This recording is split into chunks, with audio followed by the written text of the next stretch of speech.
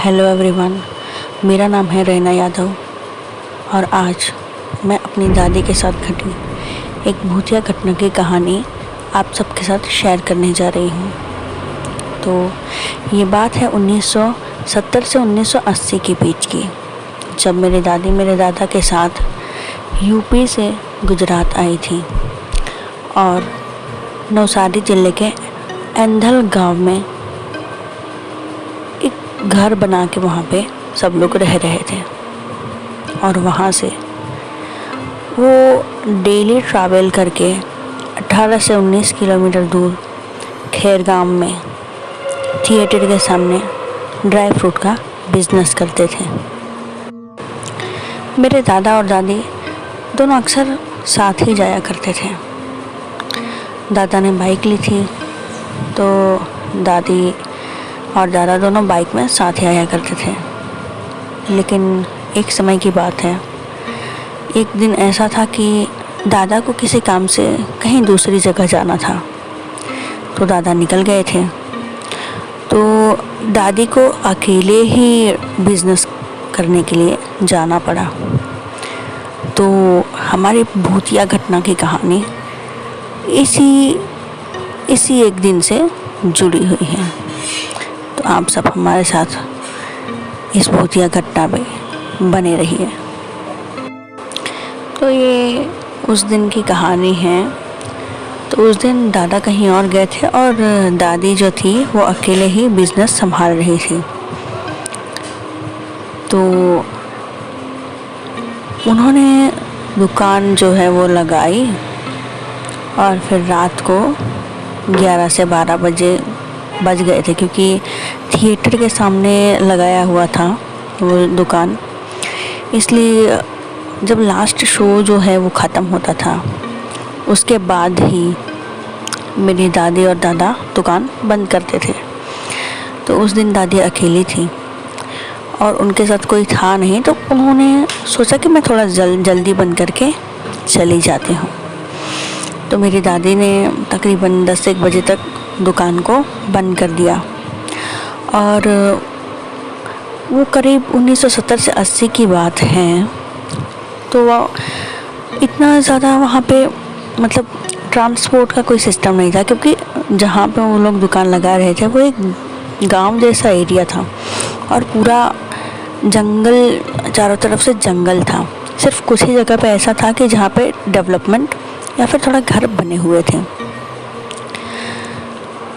तो वहाँ पे ट्रांसपोर्ट का या फिर कहा जाए तो अप डाउन करने का कोई इतना ख़ास व्हीकल जैसा कुछ नहीं था। तो वहाँ की जो लास्ट बस थी वो 10 से 10:30 बजे के बीच में चलती थी।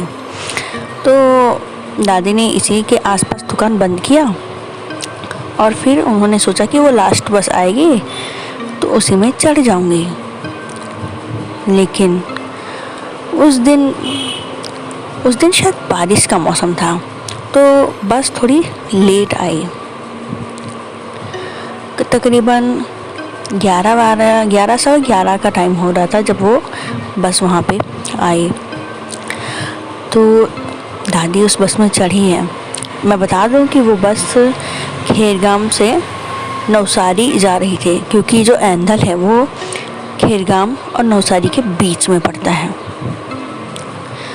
तो मेरी दादी बस में चढ़ी और वो एंधल गांव जाने के लिए वो बस चल पड़ी रात के 11-11:15 बजे।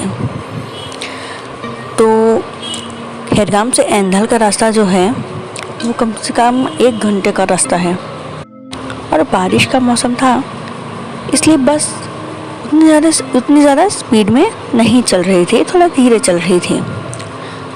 तो और उस समय का डेवलपमेंट भी वहाँ पे अच्छे से नहीं था, क्योंकि वो गांव का एरिया था।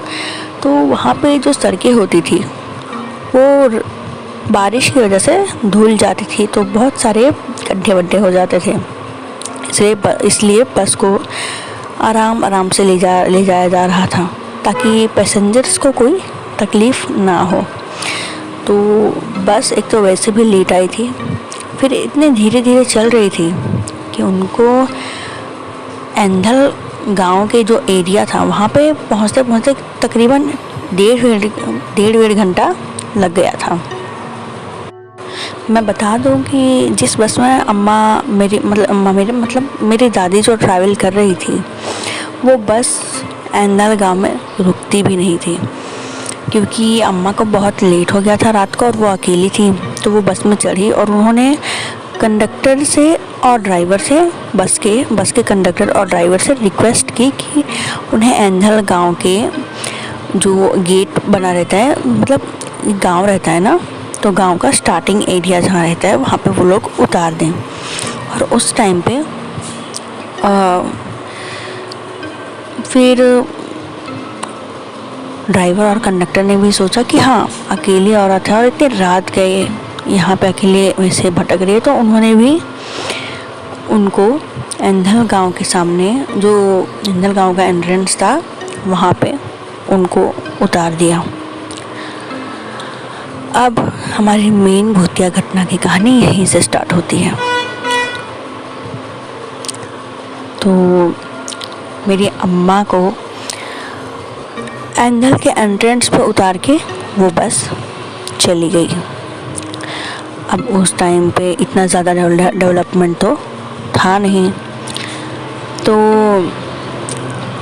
जो रास्ता था वो एकदम कच्चा था।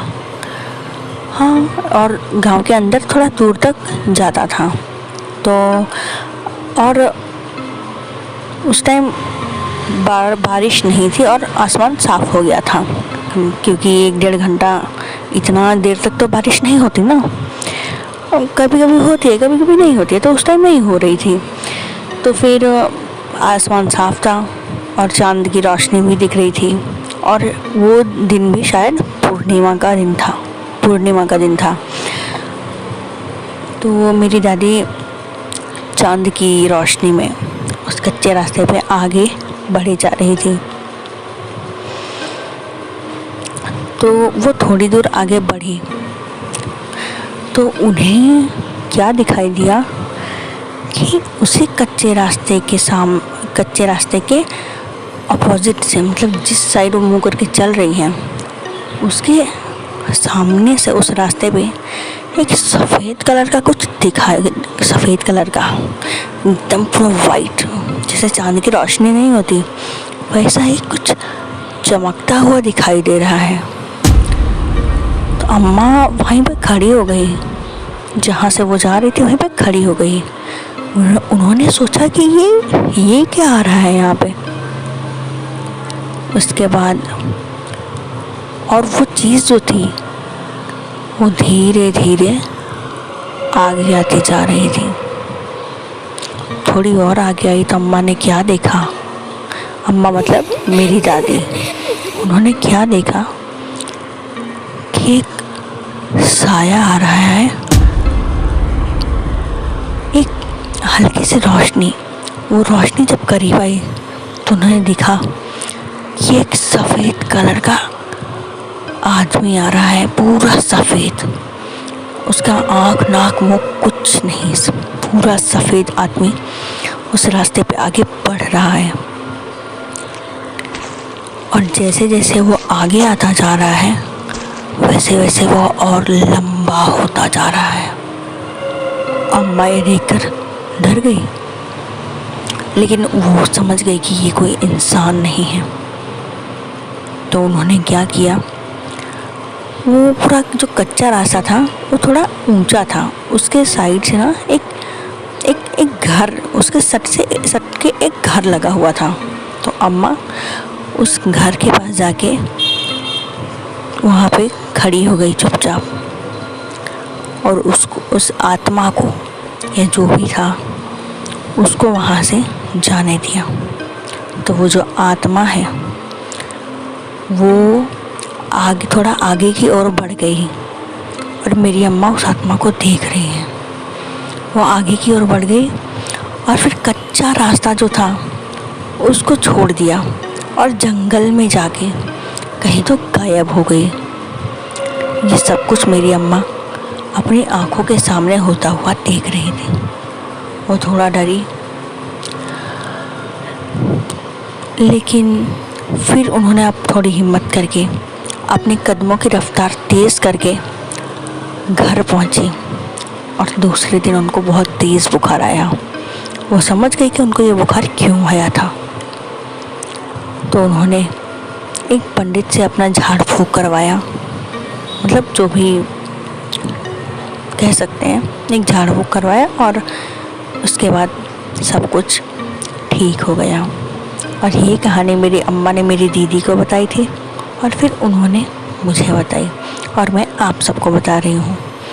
तो मेरी कहानी आप सबको कैसी लगी वो मुझे कमेंट करके बताइएगा, और अगर अच्छी लगी हो तो लाइक कीजिएगा, और अगर चैनल पे नए हो तो चैनल को सब्सक्राइब कीजिएगा। आज की कहानी यहीं पे ख़त्म होती है।